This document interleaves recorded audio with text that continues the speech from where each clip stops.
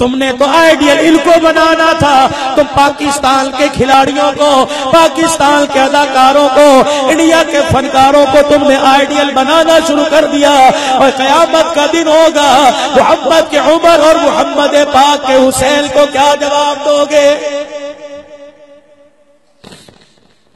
سفر المظفر کا مہینہ، اللہ اکبر، 1440 ہجری. مسلمانوں تمہارا نیا سال چڑھ چکا، تمہارے نئے سال کے دوسرا مہینہ ہے. اللہ اکبر، آسمان پر ابھی چاند چمک رہا ہے. اس چاند سے پوچھو 1380 سال پہلے کربلا کے میدان میں تو نے کن لوگوں کو زمین کے اوپر سجدے کر کے روتے دیکھا تھا؟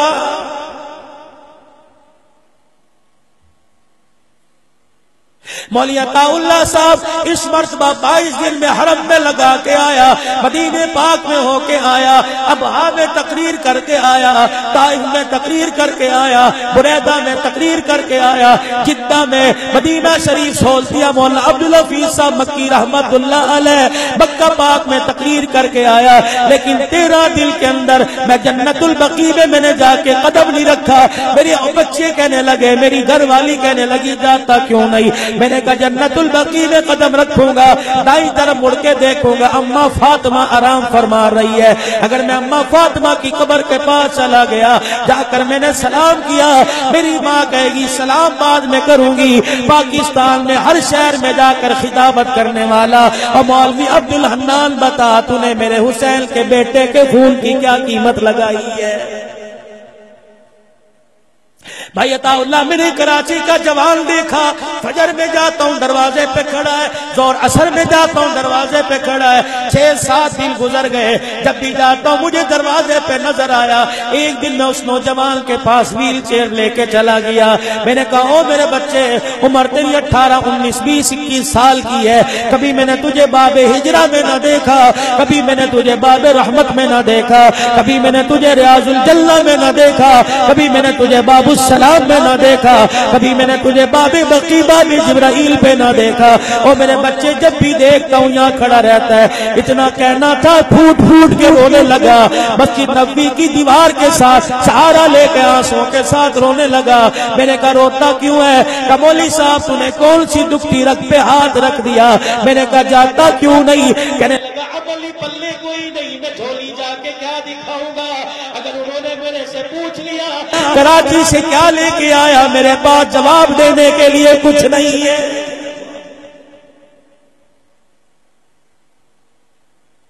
کیا تمہیں میرے نبی کا ارشاد یاد نہیں؟ منبر پر آ کر بیٹھ گئے اور فرمایا اللہ کی قسم اٹھا کر کہتا ہوں بریا والو، میرے کہنے پر آج رات جا کے تھوڑا سا غور کر لینا. میرا نبی منبر پر آ گئے، فرمایا قسم اٹھا کر کہتا ہوں جو آدمی صدقہ کرے گا اس کے مال میں کمی نہیں آئے گی. ہمارا مزاج کیا؟ جو کپڑا میلا ہو گیا، جو کپڑا گھس گیا، جاؤ مسجد کے طالب علم کو دے آؤ. اللہ اکبر. جو جوتا پرانا ہو گیا، جاؤ طالب علم کو دے آؤ. جس گھر کے اندر روٹی گھر کا جانور نہیں کھاتا، جاؤ جات کے طالب علم کو دے آؤ. اور قرآن کے طالب علم کو نہیں دے رہا تو محمد کے مہمانوں کو دے رہا ہے. مکے کا در یتیم آمنہ کلال جناب امام الانبیاء محبوب کبریا بار بار فرما رہے قسم اٹھا کے کہتا ہوں جو صدقہ کرے گا اس کے مال میں کمی نہیں آئے گی. پھر نبوت کی زبان سے اگلا اعلان ہوا، آپ نے فرمایا اللہ کی قسم اٹھا کر کہتا ہوں، اس رب کی قسم اٹھاتا ہوں جس کے قبضے میں محمد کی جان ہے، جو اپنی محتاجگی کے لیے لوگوں کے آگے ہاتھ پھیلائے گا اللہ اس کے آنسوؤں کو کبھی صاف نہیں کرے گا. جو لوگوں سے مانگنا شروع کر دے گا اللہ اس کی محتاجگی کبھی دور نہیں کرے گا. آج حکومتوں سے مانگتے ہو، حکومت کا دروازہ نظر آتا ہے. آج زکوٰۃ کے پیسے مانگتے ہو، زکوٰۃ کا پیسہ نظر آتا ہے، خدا کا دروازہ کیوں نظر نہیں آتا؟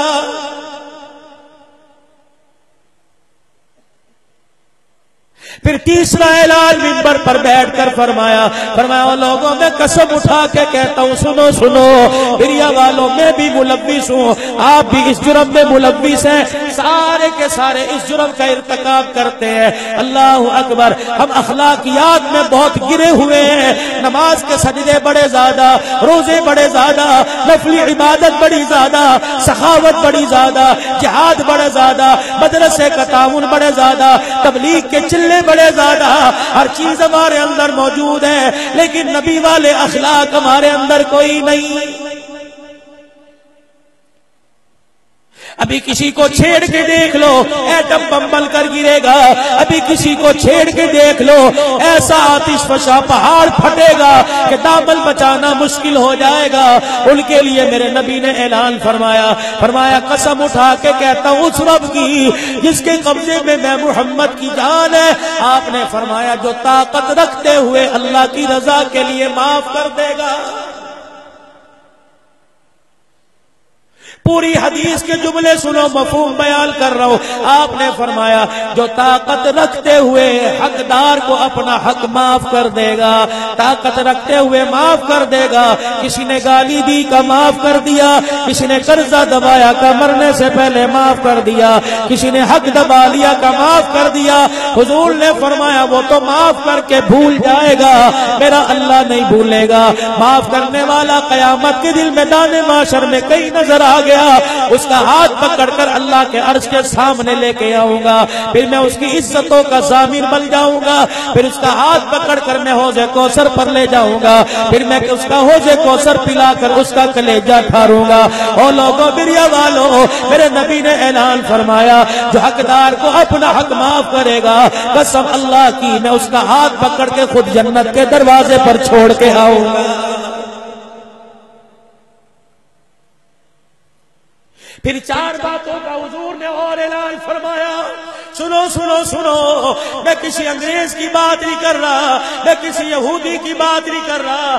آج میرے عزیزوں مدرسے کی مخالفت ہے، اللہ اکبر، کم سے کم مدرسے کی کھال اکٹھی کرنے والے محتمم کو 5 سال کی قید اور 2.5 لاکھ جرمانہ ہے۔ ہمارے پاکستان کے اندر جہاں ایک مدرسے کا 1 کروڑ روپیہ مہینے کا خرچ ہے، انہوں نے بینر لکھ کے لگا دیا اس مدرسے کو کھال نہ دینا ضرورت کوئی نہیں۔ تم کیا سمجھے تمہارے تعاون سے مدرسے چلتے ہیں؟ تم کیا سمجھے تمہاری کھالوں سے مدرسے چلتے ہیں؟ تم کیا سمجھے حکومتوں سے مدرسے چلتے ہیں؟ اگر حکومت سے مدرسہ چلتا تو دارالعلوم دیوبند کی بنیاد نہ کھڑی ہوتی۔ بھریا روڈ والوں مدرسے اللہ اکبر تیرے میرے تعاون سے نہیں چلا کرتے، بلکہ تیری میری دعاؤں سے چلا کرتے ہیں اور خدا کے کرم سے چلا کرتے ہیں۔ گھر کے اندر ایک مہمان آ جائے بوجھ اٹھانا مشکل ہے، یا تو 75 کے قریب محمد کے مہمان پڑھ رہے ہیں اور گزرتے ہوئے 10 روپے ہاتھ میں رکھ کے چلے جایا کرو۔ مولوی عطا اللہ صاحب سے پوچھ لو، مولانا قمبر سے، مولانا بلوچستان سے ایسے طالب علم بھی آئے ہوں گے جن کا اماں ابا کوئی نہیں۔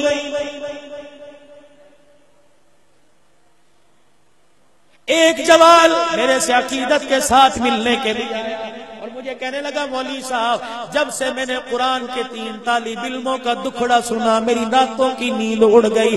میں نے کہا میاں جی کیا بات ہے؟ کہ عید کی نماز پڑھ کے میں گھر جا رہا تھا، ہمارے علاقے میں دارالعلوم ہے، میں اس دارالعلوم کے پاس سے گزرا، میں نے 3 طالب علموں کو دیکھا جنہوں عید کے دن بھی نئے کپڑے پہنے نہیں ہوئے تھے، ٹوٹی ہوئی جوتی ان کے پیروں میں تھی۔ میں اپنی گاڑی روکنے پر مجبور ہو گیا، میں گاڑی سے نیچے اترا، میں نے 300 روپیہ نکالے، اللہ اکبر، 100 روپیہ تینوں کے ہاتھ میں دیا۔ بچوں نے ہاتھ اپنی بغلوں میں دے کے رونا شروع کر دیا اور مدرسے کے اندر چلے گئے۔ میں بھی ان کے پیچھے چلا گیا، آگے مجھے مدرسے کے محتمم صاحب ملے۔ میں نے کہا استاد جی ان بچوں کو میں نے 100 روپیہ عیدی دی، انہوں نے رونا شروع کر دیا۔ استاد نے بچوں کو بلایا، بیٹے لی کیوں نہیں؟ چترالی تھے، پٹھان تھے، رو کے کہنے لگے جب اس کے ہاتھ ہاتھ میں عیدی کے نوٹ دیکھے ہمیں اپنے باپ کی یاد آ گئی جس نے رمضان المبارک میں خط لکھا تھا اور آپ نے پڑھ کے سنایا تھا، بیٹو صبر کر کے عید قرآن کی خاطر ماں باپ کی جدائی میں گزار لینا، تمہارے باپ کے پاس اتنے پیسے نہیں کہ کرایہ خرچ کر کے تمہیں لینے کے لیے آ جائے۔ ان کی قربانیوں کا کوئی مول لگائے گا؟ شیخ العرب والعجم حسین احمد مدنی صاحب رحمت اللہ علیہ فرمایا ہر کوئی ہائی بھائی ہوتا ہے، مدارس پر انگلی اٹھانا شروع کر دیتا ہے، مولویوں کو کام کوئی نہیں، مولوی ویلے۔ آپ نے فرمایا ٹھیک ہے تم ہمیں کام کراؤ، ہم کام کریں گے، مدرسے بند کرنے کا اعلان کرتے ہیں، لیکن اس بات کی ضمانت دو کہ مدرسے بند ہونے کے بعد تمہارے بچے کافر بننا شروع ہو جائیں گے۔ آج جو صفوں میں کھڑے ہو کے جنازے پڑھ رہے ہو مدارس والوں کا کمال ہے، آج پیچھے کھڑے ہو کے امام کے جماعت کے ساتھ نمازیں پڑھ رہے ہو مدارس والوں کا کمال ہے۔ آج بچے کے کان میں اذان دی جا رہی ہے، کوئی یونیورسٹی کا طالب علم نہیں دے رہا، قرآن کا خادم دے رہا ہے۔ 4 بیٹے، باپ مر گیا، سگے باپ کو ہاتھ لگانے کے لیے تیار نہیں۔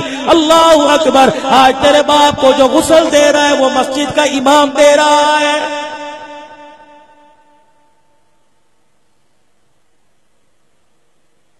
مسلمانوں غور کرو، مدارس تو ہماری عزتیں تھی، مدارس تو ہماری شان تھی، تم کیوں مدارس کے حوالے ہو گئے؟ آج روتے ہو، اولاد بگڑ گئی۔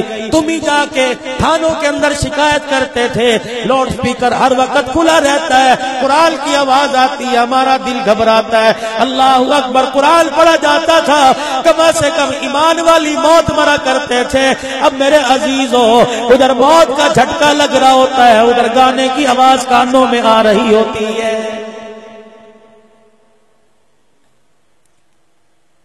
کیا تمہارے اور میرے نبی پاک پیغمبر صلی اللہ تعالی علیہ وسلم نے ارشاد نہیں فرمایا تھا؟ حضور علیہ السلام منبر پر آ کر بیٹھ گئے، آپ نے ارشاد فرمایا اللہ اکبر، میں اس کی جنت کا ضامن بن گیا۔ غریب بھی ہو اور بہت بچے ہو، 8-10 بچے ہو اور غریب ہو، غربت کے باوجود بھی اپنے بچوں کے منہ میں حرام کا لقمہ جانے نہیں دیتا، اس جوان کو مبارکباد دو، تیری جنت کا ضامن میں مکے کا در یتیم بن گیا۔ اور چلو امیروں کو ان کے پیسوں کی حبس نے مار دیا، غریب آج حرام کی کمائی کیوں کما رہا ہے؟ شام کے وقت میرے نبی نے اعلان کیا، فجر کی نماز پڑھی، ابو درداء رضی اللہ تعالیٰ عنہ نے دعا نہیں کی، جوتیاں پکڑ کے بھاگنا شروع کر دیا۔ اگلے دن آپ نے بلایا، او میرا ابو درداء کیا بات ہے؟ کل بھی دعا سے پہلے چلا گیا تھا، آج بھی جانے لگا۔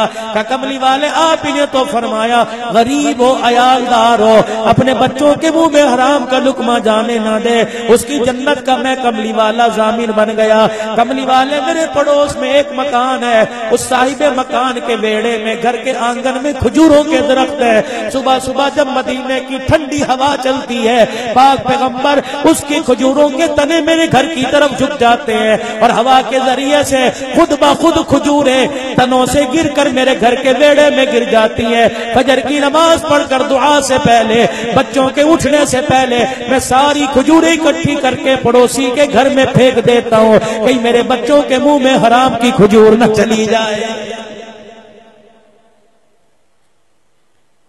ذرا غور تو کرو، یا اندر جھانک کے دیکھو کتنا حلال نظر آ رہا ہے، کتنا حرام نظر آ رہا ہے۔ پھر تیسرا میرے نبی نے اعلان فرمایا، حضور علیہ السلام نے فرمایا وہ آدمی جو گناہ کرنے کے بعد گناہ کی طرف پلٹنا ایسا ناممکن ہو جائے جیسا تھنوں سے دودھ نکالنے کے بعد تھنوں میں دودھ واپس پہنچانا ناممکن، ایسا گناہ کے بعد توبہ کرنے کے بعد گناہ کی طرف لوٹ جانا ایسا ناممکن ہو، اس آدمی کی جنت کا ضامن میں محمد الرسول اللہ بن گیا۔ بیریا والوں، ہمارے یہاں چور کو کیا سزا دی جا رہی ہے؟ غور تو کرو، بال سارے صاف کر دیے جا رہے ہیں، بھویں مونڈی جا رہی ہے، مونچھیں داڑھی مونڈی جا رہی ہے، توے پر توے کی شائی لے کے رنگ کالا کر کے بٹھایا گدے پہ جا رہا ہے، جوتیوں کا ہار پہنا کے جایا جا رہا ہے۔ اور یہ کون سا اصلاح کا طریقہ ہے؟ یہ کون سا تبلیغ کا طریقہ ہے؟ یہ کون سا معافی کا طریقہ؟ میں تجھے بتلاؤں اصلاح کیسے ہوتی ہے۔ حضرت بایزید بسطامی رحمت اللہ علیہ بہت بڑا اللہ کا ولی گزرا، بستان کی سرزمین پر ایک فاحشہ عورت نے آ کے اپنا اڈا بنا لیا، دن رات جوان اس فاحشہ عورت کے گھر آنے جانے لگے، لوگ بستان کے اکٹھے ہو گئے اور کہنے لگے بایزید بسطامی رحمت اللہ علیہ پتہ نہیں کیا بات ہے، بستان کی مٹی کے ذروں سے اللہ اللہ کی خوشبو آیا کرتی تھی، آج وہاں سے فحاشی کی بدبو آ رہی ہے۔ آپ نے فرمایا کیا ہوا؟ کہ ایک عورت نے یہاں فحاشی کا آ کے اڈا بنا لیا۔ حضرت بایزید بسطامی تو اعلان کر، ابھی چھرا پیٹ میں گھونپ کے آئے، بایزید بسطامی اعلان کر، اس کے گھر پہ تیل چھڑک کے آگ لگا کے آئے، بایزید بسطامی تو اعلان کر، ابھی اسے جوتیاں مارتے مارتے کوٹھی سے اتار کر نیچے لے کے آئے۔ بایزید مسکرانے لگ گئے، فرمانے لگے اس عورت کی جان لینے کے بعد تمہیں کیا ملے گا؟ چپ چپ چپ چپ کہا جاؤ تم اپنا کام کرو، مجھے اپنے رب سے مشورہ کرنے دو۔ سبحان اللہ۔ فجر کی نماز پڑھائی، جائے نماز کندھے کے اوپر ڈالی، گھر سے باہر نکل آئے، لوگ اکٹھے، پتہ نہیں بایزید بسطامی کیا فیصلہ کریں گے۔ فرمانے لگے بتاؤ اس عورت کا مکان کا، کہ وہ فلانی گلی میں، بایزید بڑھاپے کے اندر عصا لے کے جا رہے ہیں، اس عورت کے مکان کے باہر جا کے مصلی بچھا دیا اور اللہ اللہ کی ضربیں لگانا شروع کر دی۔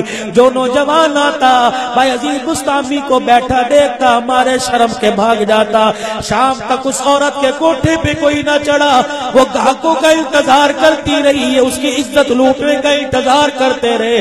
جب شام ہو گئی اس نے اپنے گھر کی کھڑکی کھول کے باہر جھانک کے دیکھا، آج کیا بازار نہیں کھلا، آج یہ لوگ بستی والے کہاں چلے گئے، آج ہڑتال تو نہیں ہے، کوئی جوان میری چھت پہ نہیں آیا، میرے مکان میرے کمرے پہ نہیں آیا۔ دیکھا بایزید اللہ اللہ کی ضربیں لگا رہے ہیں، غصے میں نیچے اتری، مصلی کھینچا، کہنے لگی بابا جا تو نے آج میری دیہڑی خراب کر دی، میرا دھندا خراب کر دیا۔ بایزید بسطامی نے دیکھا، مسکرا کے فرمانے لگے بیٹی تیری کتنی دیہڑی ضائع ہوئی؟ کہنے لگی اتنے پیسے، کھیسے میں سے پیسے نکالے کا یہ لے، اب تو راضی ہے؟ کہنے لگی بابا تو نے مجھے راضی کر دیا، میں تجھے راضی کر دوں۔ بایزید بسطامی کہنے لگے مجھے راضی کرنے کے لیے کہاں جانا پڑے گا؟ کہنے لگی میرے ساتھ اوپر آنا پڑے گا۔ بایزید بسطامی رحمت اللہ علیہ کندھے پر مصلی ڈال کے سیڑھیاں چڑھنا شروع کر دی۔ بستان کے نوجوانوں نے تالیاں بجانا شروع کر دی، کہنے لگے ہائے آج بایزید بھی شکار ہو گیا، آج بایزید کی عزت لٹ گئی۔ بایزید بسطامی رحمت اللہ علیہ نے جب نوجوانوں کی بات سنی، آسمان کی طرف دیکھ کر رونا شروع کر دیا کہ اللہ آج میری لٹ جائے گی تو امت کی بچیوں کی عزت کون بچائے گا؟ اوپر چلے گئے، دروازہ بند، اس نے یوں دوپٹہ اتارا، چرپائی پر رکھا، بائیں پھیلائی، آ جاؤ۔ بایزید بسطامی کی زبان سے ایک جملہ نکلا اور فرمایا اتق اللہ، اللہ سے ڈر۔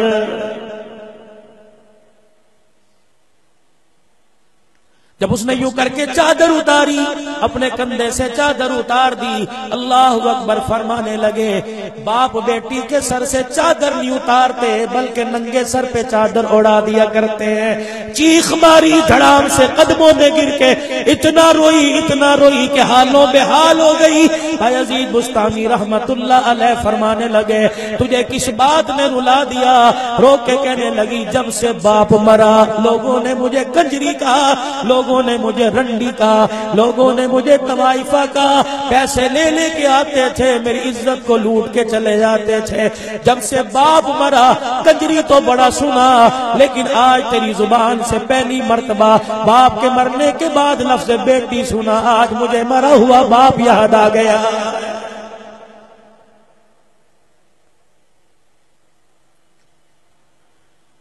آج وہ مجھے باپ کا گود میں لے کر پیار کرنا یاد آ گیا۔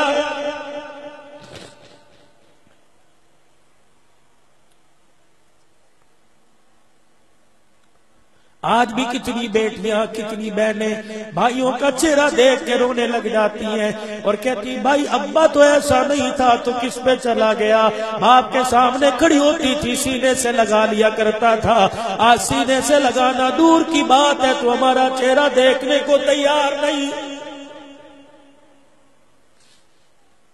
میری والو بچی رخصت کرتے ہو، دلہن بناتے ہو، 20-20 ہزار کا جوڑا پہناتے ہو، 15-15 تولے زیور چڑھاتے ہو، 12-12 ہزار روپیہ دے کے بیوٹی پارلر میں تیار کرتے ہو۔ وہ دلہن جب اپنے پیا کے گھر جاتی ہے رخصت ہونے لگتی ہے، کبھی باپ کے سینے سے دھڑام کر کے کبھی بھائی کے سینے پہ لگ کے روتی ہے۔ اللہ اکبر، اس کا رونا کیا بتلا رہا ہے کہ باپ کا گھر چھوڑنے کا درد ہو رہا ہے؟ یہی بات ہے نا؟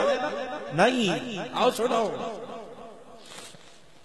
انہوں نے بھی کہا باپ کا گھر، یہ بھی کہہ رہے ہیں باپ کا گھر، آپ بھی کہہ رہے ہو باپ کا گھر چھوڑنے کا درد ہے، ہر ایک کی اپنی اپنی سوچ ہے۔ لیکن میری سوچ میں آیا، میں تصورات کی دنیا میں اس بچی کے پاس چلا گیا، میں نے بھی جا کے سر پہ ہاتھ رکھا، میں نے کہا بیٹی یہ یوں کہہ رہے ہیں باپ کے چھوڑنے کے، باپ کے گھر چھوڑنے کا درد تجھے ہو رہا ہے جس کی وجہ سے تیری آنکھ میں آنسو آ گئے۔ کہ مولوی صاحب یہ بات اپنی جگہ، لیکن میں اس وجہ سے زیادہ نہیں رو رہی، مجھے تو آج اپنے باپ کے چہرے کو دیکھ کے رونا کس وجہ سے آیا؟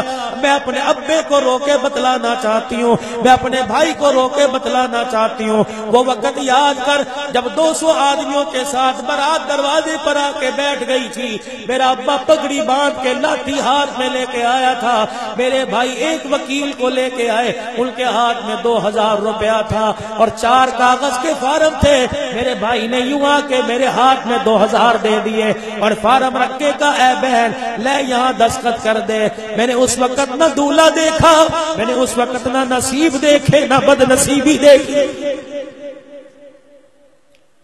میں نے اس وقت یہ نہیں دیکھا کہ جوتیوں میں بیٹھ کے کھلائے گا یا سیٹ پر بیٹھ کے پھولوں کے ہار پہنائے گا، میں نے کچھ نہ دیکھا۔ اگر دیکھا تو میں نے ابا تیری سفید پگڑی کو دیکھا، اگر دیکھا تو میں نے بھائیوں تمہارے چہروں کو دیکھا۔ اگر میں انکار کا قلم پھیر دیتی تو تم کسی کو منہ دکھانے کے قابل نہ ہوتے۔ اور میرے بھائیوں میں نے اپنی جوانی کا، اپنی زندگی کا فیصلہ تمہاری عزت کو برقرار کرنے کے لیے کر دیا۔ ہاتھ جوڑ کے چلا کے رو رو کے تمہارے دروازے سے رخصت ہو کے جا رہی ہوں۔ دیکھنا بیٹی کے احسان کو بھول نہ جانا، بہل کے احسان کو بھول نہ جانا۔ جب تمہیں کہیں سے خبر ملے کہ بہل کے گھر کے حالات خراب ہیں، بے شک مجھے پیسہ نہ دینا، بے شک فون کر کے میرا حال نہ پوچھنا، بلکہ اگر تمہیں بہل کے گھر کی خبر ملے تو ہاتھ اٹھا کر دعا کر دینا، تمہارے منہ سے دعا نکلے گی، میرا کلیجہ ٹھرے گا، عرش عظیم کا مالک میرا کام بنا دے گا۔ بریا والو ایک بہت بڑا گناہ کرنا چھوڑ دو، بچیوں کو 15-15 لاکھ روپے کا جہیز دے کے فارغ کر دیا اور بیٹوں کو کروڑ کروڑ روپے کی جائیداد دیتے ہو، کہتے ہو سفید کاغذ پر انگوٹھا لگوا کسی کو پتہ نہ لگے۔ او بابا سفید داڑھی والے، تو سفید کاغذ پر انگوٹھا نہیں لگا رہا بلکہ تیرا انگوٹھا بیٹیوں کی شارک پہ لگ رہا ہے۔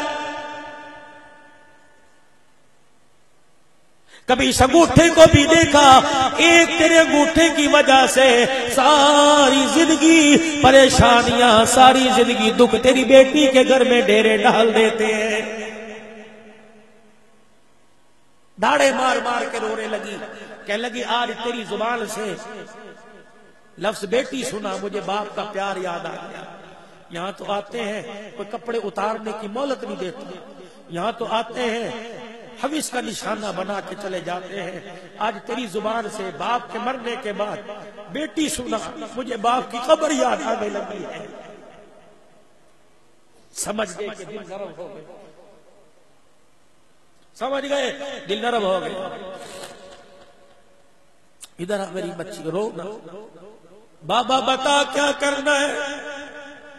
فرمایا بیٹی وضو کر اور سر پہ دوپٹہ لے کے میرے ساتھ مصلی پہ کھڑی ہو جا۔ کہنے لگی یہاں تو مجھے کپڑے اتروائے، کسی نے مجھے وضو نہیں کروایا، آج مجھے وضو ہی کرنا نہیں آتا۔ اللہ اکبر، کیا عالم ہوگا جب خدا کا بندہ خدا کی ایک بندی کو ہدایت کے لیے وضو کروا رہا ہوگا۔ جب وضو کر لیا، اپنی چادر دی، اپنا جائے نماز بچھایا، فرمائی بیٹی یہاں کھڑی ہو کے کہ اللہ اکبر۔ مجھے بھریا والو، رات کے 2 بج رہے ہیں، مجھے ایمانداری سے بتلاؤ، جس کوٹھے سے دن رات روزانہ زنا کے فیصلے جاتے ہیں، آج اس کوٹھے سے پہلی مرتبہ اللہ کا نام بلند ہوا ہوگا، مجھے بتاؤ عرش عظیم کے مالک نے آسمان پر کتنا چراغا کیا ہوگا۔ آج چلے جاؤ اپنے گھروں میں، چلے جاؤ اپنے گھروں میں، ٹی وی بند کر دو، چلے جاؤ اپنے گھروں میں، موبائل کا بٹن بند کر دو، وضو کر لو۔ اگر اکتاہٹ کی وجہ سے، تھکاوٹ کی وجہ سے وضو نہیں کر سکتے، مصلی پہ جا کے ایسے ہی بیٹھ جاؤ۔ اگر گھر میں مصلی بچھانے کی جگہ نہیں ملتی، چرپائی پہ بیٹھ جاؤ۔ اگر بیٹھے ہوئے لوگ دیکھتے ہیں تو لیٹ جاؤ، منہ پر کپڑا ڈال کے رونا شروع کر دو کہ اللہ میں نے رونا شروع کر دیا، تو کب اپنی رحمت کی چادر کے ساتھ آنسو صاف کرنے آئے گا؟ ہم تو مائل بکرم ہے، کوئی سائل ہی نہیں، راہ دکھلائے کسے کوئی راہ رو منزل ہی نہیں۔ میری رحمت تو روزانہ جا کر دروازہ ہر ایک کا بجاتی ہے، کوئی نیکو گناہگار تو کیا نیکوکار بھی رات کو تہجد کے لیے اٹھ کر میری رحمت کے دروازے کی کنڈی کو ہی نہیں بجاتا ہے۔ کہ بیٹی کہ اللہ اکبر، بریا والو، صبح سورج طلوع ہوگا، ان ساری دکانوں سے گانے کی آواز آئے گی، اللہ اکبر۔ اس بازار سے گانے کی نحوست کو دور کر دو، آج سارے بلند آواز سے میرے رب کا نام بلند آواز سے لو، کہہ دو اللہ اکبر، بلند آواز سے اللہ اکبر، اللہ اکبر، اللہ اکبر۔ کیوں شرماتے ہو؟ جتنی اللہ نے جان دی ہے آدھا زور لگا کے کو اللہ اکبر، اللہ اکبر۔ اللہ دیکھ لے، اللہ دیکھ لے، یہ تیرے بندے تجھے نہیں بھولے، اللہ تو ہمیں قبر میں نہ بھول جانا، اللہ موت کے وقت نہ بھول جانا، اللہ ایسا وقت نہ ہے ادھر موت کا جھٹکا لگے، ادھر گانا سنانے والی گانا سنائے، یا اللہ موت آئے تو بیٹا قرآن کا حافظ بن کر جھولی میں سر رکھ کر بیٹا قرآن سنائے، بیٹی وضو کر کر اپنی پاک دامن کی پردے کی اللہ کے دربار کے اندر واسطہ دے کر باپ کو آخری وقت میں کلمہ پڑھا ہے، الہ العالمین ایسا وقت ہے اللہ اکبر، ادھر جان نکل رہی ہو، ادھر کلمہ طیبہ زبان پڑھو۔ کہ بیٹی کہ اللہ اکبر، اللہ اکبر کا خاموش، اللہ کا نام لیا، جیسا کیسا پڑھایا جاتا تھا پڑھی، رکوع کروایا رکوع میں چلی گئی، کھڑا کیا کھڑی ہو گئی، سجدہ کروایا سجدے میں چلی گئی، بیٹی کی طرف منہ کر کے فاحشہ عورت کی طرف منہ کر کے کہنے لگے، بیٹی کہ سبحان ربی العالی، اللہ اکبر۔ اس سے کہا نہ گیا، آہستہ آہستہ سمجھایا کہ سبحان ربی العالی۔ جب اس نے سبحان ربی العالی کہا، بھائی مستعفی نے سجدے سے سر اٹھایا، دھاڑے مار مار کے رونے لگے، کہنے لگے اللہ یہاں تک لانا میرا کام تھا، بندی بنا دینا تیرا کام۔